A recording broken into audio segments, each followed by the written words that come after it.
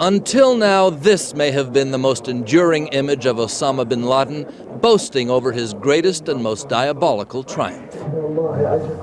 Bin Laden's gloating performance before a home video camera was the most telling glimpse of a man who, although known the world over, in fact the world hardly knew at all.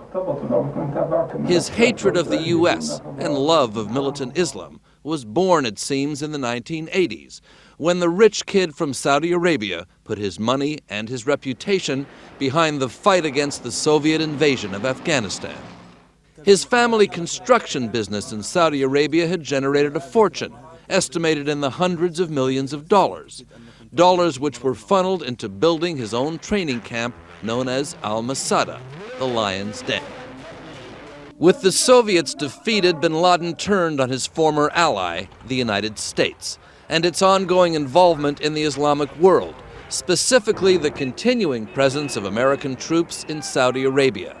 He angrily castigated the Saudi regime for allowing infidel American troops in the land of Islam's holiest shrines, and was stripped of his Saudi nationality.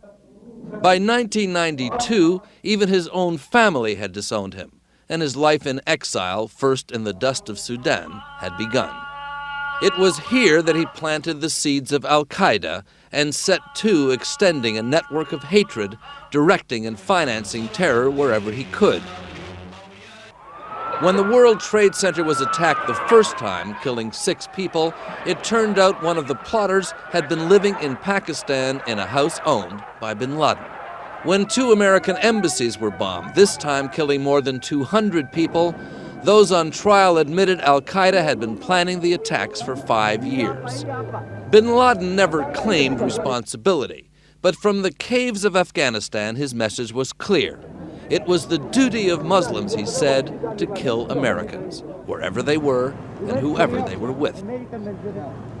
The FBI put bin Laden on its most wanted list of terrorists. He had become the Pied Piper of the jihad, directing his suicidal warriors from behind the protective security of the Taliban regime.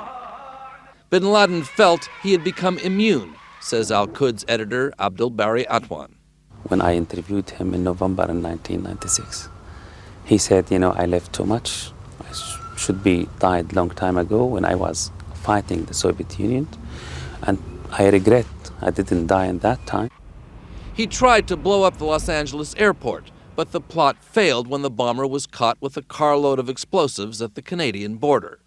He tried again with deadly effect in the port of Aden in Yemen. This time, no one caught the tiny boat full of explosives as it approached the USS Cole. 17 U.S. sailors were killed. But ultimately, bin Laden wanted his war of terror on the U.S. to be waged on American soil.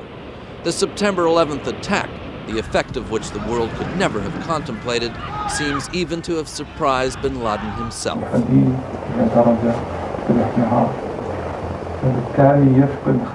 But bin Laden may have been surprised by the world's reaction too. It resulted in broad international support for American action in Afghanistan. And although a link with Al-Qaeda was never proved, it served as part of the supply justification for the US-led invasion of Iraq. It turned Osama bin Laden into a fugitive, but not a repentant one.